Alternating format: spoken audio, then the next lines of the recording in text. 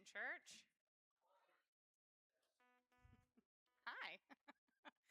I have to tell you, I have been pumped for the second part of this message, and the worship just fits so amazing. It's the point where, we talk about God's will for our life. We learn a little bit more, we do some reflection, but knocking church is when the action happens. That's where the rubber meets the road. If you've ever started a health journey or if you've started a home project, sometimes you can float too much in the prep work. I don't know if anyone's ever been there, but you're like, okay, I have the material and it's going to sit there a couple extra weeks. Or, hey, I read the book on weight loss. I have my diet all mapped out. I bought the Fitbit. But now it's time to get off the couch and walk. It's time to grab the tools and build something. So I have been pumped to dive into the knock part of these verses, again, from Matthew chapter 7, verses 7 through 8. Ask and it will be given to you. Seek and you will find. Knock and the door will be open to you. For everyone who asks receives, and the one who seeks finds, and the one who knocks, it will be opened. And last week we unpacked a little bit about Matthew, so a quick recap there to remind you. The book of Matthew was written by Matthew, who was a disciple of Jesus, and the passage that we just read comes from the text that breaks down Jesus' Sermon on the Mount. So this is Matthew recording the words of Jesus.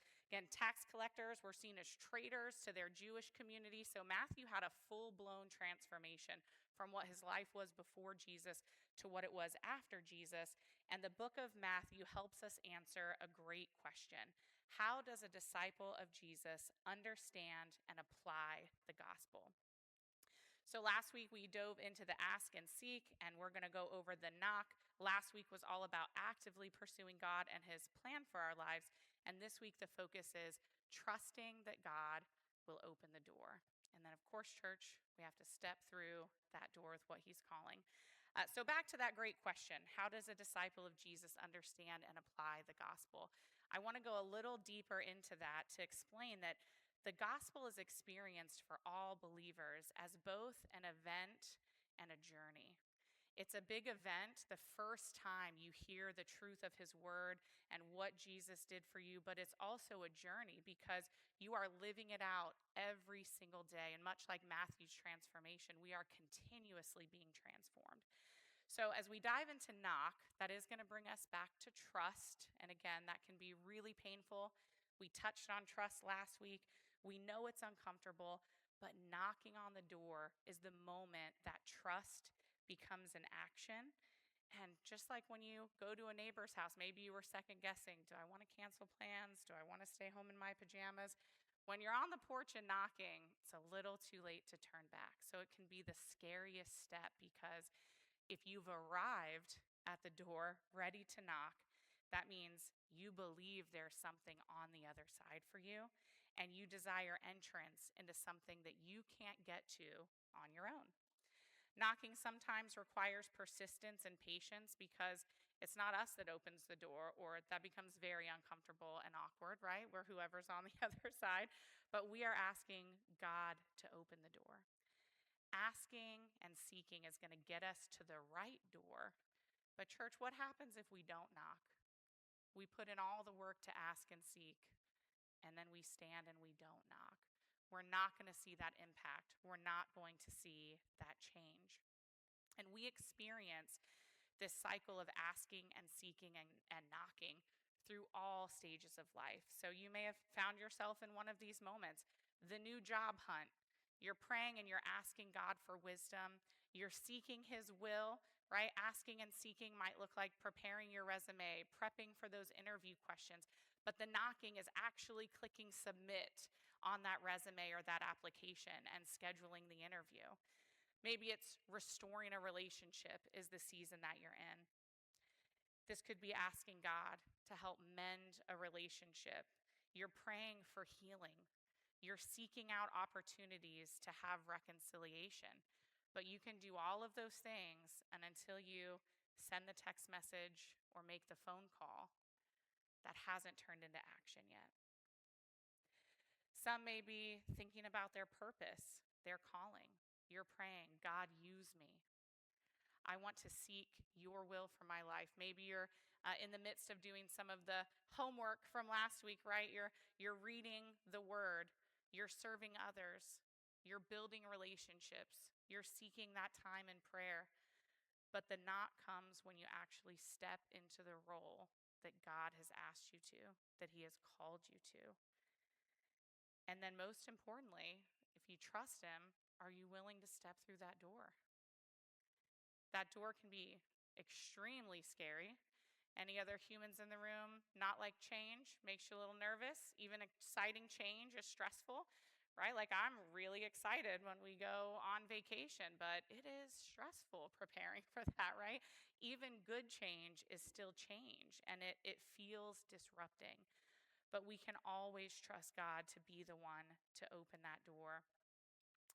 A big part of my testimony falls into this place for becoming a youth pastor and being a licensed minister. I held off for a really long time. I'm a little embarrassed to say how long, because I thought, well, if I'm asking and seeking, right, I'm going to find God's will. So I'm going to ask and I'm going to seek. I'm going to ask and I'm going to collect the materials and then do little with them. I was asking and seeking, and then honestly, church, I avoided the door. I was like, no, I know there's a door. I'm not approaching. I'm not even getting up on the porch, much less raise my hand to knock on that door. I'm not going to do it. I'm not ready. And I would tell God, I don't know, maybe I need to ask and seek a little more. Maybe you're not right. Maybe this isn't the calling that you've placed on my life. And I remember the Sunday several years ago. Now, I was teaching the second through fifth Sunday school class at the time. We had a random Sunday where I didn't have any kids in the class. Dave, even your grands weren't here that Sunday, right? So I was like, okay, I'll get to stay in the service. I get to be with adult Christian believers today. I wasn't tending to anything. And I don't remember what song was being played. I remember John was on the worship team that Sunday. And John had felt calling for us both before I even believed in the calling to more full-time ministry and being youth pastors. And I felt something in my chest. I was in the second to back pew sitting in front of Marcia and Judy back there, and I felt a pull like nothing I'd ever experienced before. And God was saying, you are going to get up to this altar and you are going to knock on the door, because I'm getting ready to blow the door open. And I tried to resist, and this dawning came over me. If I do not do this now, I'm going to push this feeling down, and I'm never going to feel it again. And I walked up, and I was praying at the altar, and I just said, God, I know exactly what you want me to do. I've been asking and seeking way too long, and I know you're telling me it's time to take that step and to knock on the door. It was so surreal. I just poured it all out. Shannon came up and prayed with me. And church, that was the first day I stepped into the threshold of, all right, God, I'm going to school for licensed ministry, and I'm pouring my all with John into being a youth pastor for the church. And I just thank God every day that that happened, because the blessings upon blessings of the community of this church and the children that we get to serve, the teens, the next generation, has been so powerful. And I was really content for a while, just wandering around on the porch for a little bit, asking and seeking, asking and seeking. But He calls us to more. That's why the verse continues to the knock. The knock is scary, but church, I encourage you, don't be afraid of the knock, because we don't know what that open door will bring. But do we know who's in control of the door? Who's in control of the door? God. God is in control of it. He's in control of the house. He's in control of the yard. He's in control of the world. He's in control of the universe. And we see so many biblical examples. I'm so excited to share of God showing up in ways that we would never expect. So I don't always stop and think about the perspective of the believers from the Old and New Testament. And some of the stories that I read in Sunday school were brought fresh to my eyes this week, because we have a history of being afraid of stepping in the doorway. But God has a history of deliverance and faithfulness time and time again. And His word is there to encourage us that In so many chapters of the Bible, he is bringing his faithfulness to every single generation, and he's brought it with us today. So let me share 3 examples that came to mind of that deliverance and that faithfulness. The first is Exodus. It'll be in Exodus 14. Um, at this point, the Israelites have been freed from slavery. So you already feel like, hey, we're kind of coming through a doorway already, right? Like the people are like, we're no longer slaves, we're free. Well, then, bam, they hit the Red Sea. They see that the Egyptians decided, oh no, just kidding. We're going to take it back. We're actually going to capture you again. We still want you to be our slave. So they see the approaching Egyptians and they have the Red Sea in front of them. I know we've been there, church. That anxiety, that panic, and that what is coming next? Is the next part of my journey going back to Egypt? Are we going to rush into the sea and drown? And then even when we believe God, he is waiting to just blow the lid off the plans that we think are waiting on the other side of the door. Put myself in the Israelite shoes. If I was waiting to see, what's God going to do? Israelites coming behind us, the Red Sea in front of us. Maybe God will provide a boat, right? Maybe we'll get a boat. Maybe he's going to turn the Egyptians around. I don't know. And what does God do? Moses stretched out his hand in verse 21 over the sea, and the Lord drove the sea back by a strong east wind all night and made the sea dry land. Church, we have a God who makes the sea dry land for us to walk through. The waters were divided, and the people of Israel went into the midst of the sea on dry ground, and waters being a wall to them on their right hand and their left. And I think, goodness, they wandered. They asked and seek for the promised land for far too long. How did they not remember walking through on dry land? How tall would that wall of water be? They're walking right through it in the safety of his hand, beyond what imagination would have said is on the other side of that door. We see similar happenings in the fiery furnace in Daniel chapter 3. We have Shadrach, Meshach, and Abednego. You may have heard the story of them being thrown into the fiery furnace. They also had a journey. They were captives in Babylon, so they were already living in a place that was not home to them. God was still pouring into their lives. And then King Nebuchadnezzar decided, I'm going to erect a giant gold statue, and everybody's going to bow down and worship it. And that didn't sit well for Shadrach, Meshach, and Abednego, who served the God who parted the waters and brought the Israels out of slavery in Egypt, right? So they tell King Nebuchadnezzar, I'm not going to do it. And I thought again, what would I be thinking? I mean, you're being charged with the death penalty by ways of being thrown into fire. What would I think God was capable of? What would I think would be waiting on the other side of the door? I thought, maybe the furnace wouldn't heat up that day. Maybe it would, I don't know, would rain quench a furnace that hot? I have no idea, right? I don't know. But God moved. And it says, then these men, talking about Shadrach, Meshach, and Abednego, were bound in their cloaks, their tunics, their hats, and their other garments. I hope it's not blasphemy to think about the movie Christmas Story when Ralphie is like this, right? Like, I mean, they are bogged down with clothing. They can't move. They're bound. I can't put my arms down, right? So they're bound in all of their clothing, their hats, their other garments. They're thrown into this fiery furnace that was heated 10 times hotter than normal. It was so hot because the king's order in verse 22 was urgent and the furnace overheated. The flame of fire killed the men who took up Shadrach, Meshach, and Abednego. And these 3 men, Shadrach, Meshach, and Abednego, fell bound with rope into the burning fiery furnace. And this is where God shows up. We have fear that he's not going to do it time and time again. And then verse 24, King Nebuchadnezzar was astonished and rose up in haste. He declared to his counselors, did we not cast 3 men bound into the fire? They answered and said to the king, true, O king. He answered and said, but I see 4 men unbound, walking in the midst of the fire, and they are not hurt, and the appearance of the 4th is like a son of the gods. And I'll tell you, church, I didn't tell Dan or anyone on the worship team that I would be telling this story today, but I loved it in trusting God. That I could sing that verse all day. He is our fourth man in the fire every time. God said, I'm showing up with you. I will be in your midst. And if you've never read the end of that story, they came out not even a hair singed. They didn't even smell like smoke coming out of that furnace. It was like they had never been in the furnace at all. And that testified to King Nebuchadnezzar and everyone else. How do you argue with a God that saves you from the fire like that?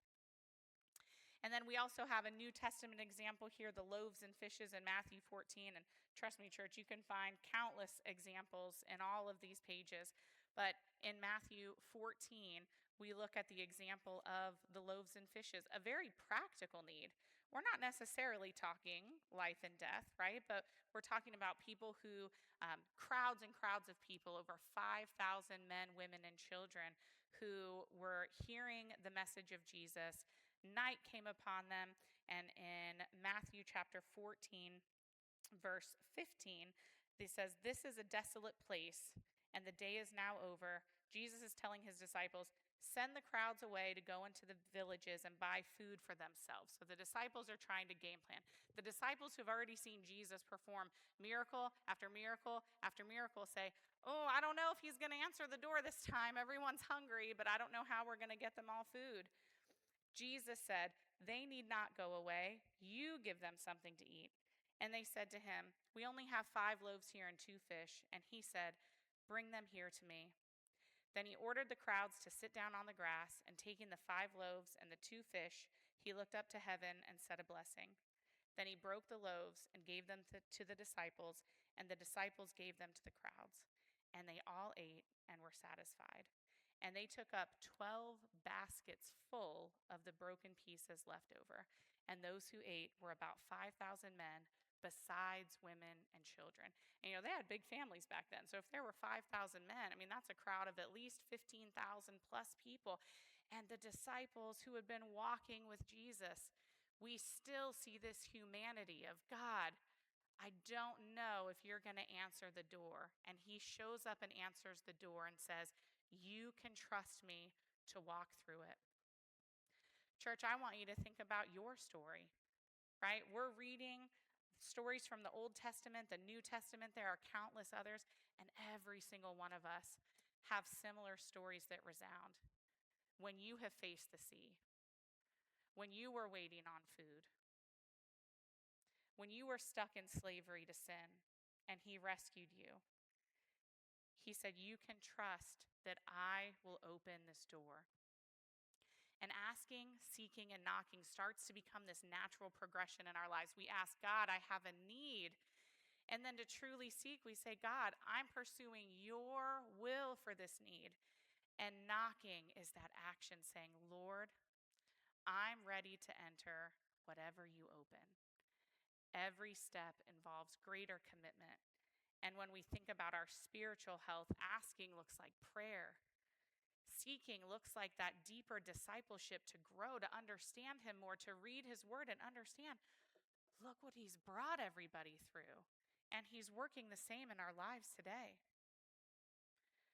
A beautiful observation came out as I was looking up some of these verses in the original Greek. And it's really amazing. All 3 of the verbs for ask, seek, and knock are in a form that carries the sense of continuous action. So it's keep asking, keep seeking, keep knocking.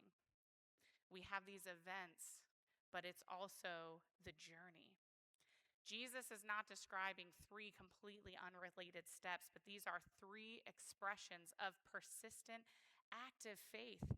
Your dependence on him, yes, dependence on God is the goal. And that's countercultural sometimes in a world that says, focus on your independence, right? You don't need to depend on anyone else. And God says, I desire that you depend on me, because if you knock on the door that I'm ready to open, church, buckle up, buttercup, get ready to go. You have no idea what's in store on the other side of that door. Faith does not stop with words. It's moving towards God's presence, and then we respond when he opens the door. We want dependence on God. So, this passage really shows us that faith is not passive, it is persistent, it is relational, it is active. If you have any passion in life, you've seen this go full circle. And wouldn't that apply to the gospel of Jesus Christ and his loving, saving grace for us? I'm going to read out Matthew 7:7-8 again to close church, and then I'll pray us out. Ask, and it will be given to you. Seek, and you will find. Knock, and the door will be open to you. For everyone who asks receives, and the one who seeks finds, and the one who knocks, it will be opened. Let's pray, church.